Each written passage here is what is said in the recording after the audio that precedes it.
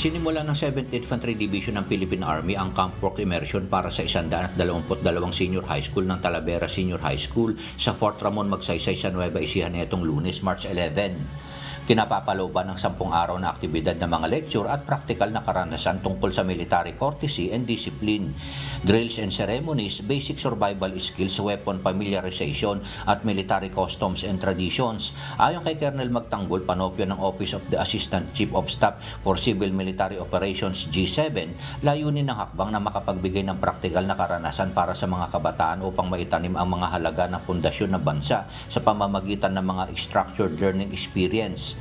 Magpapakita naman ng kakayahan ang mga major unit ng Philippine Army sa loob ng kampo upang magbigay ng practical na karanasan sa mga kalahok.